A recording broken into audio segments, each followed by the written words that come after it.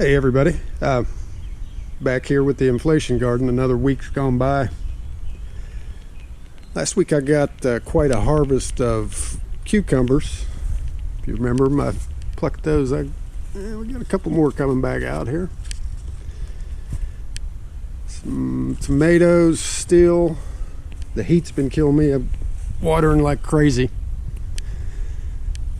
Got rid of all those messed up zucchini. Looks like I'm going to have a few tomatoes again, real quick. This probably need to thin that out, but hey, still going. And what I keep forgetting to mention, I still got a pepper trying to fight its way out of here. I think I got another one over here too. Anyway, things are still going good.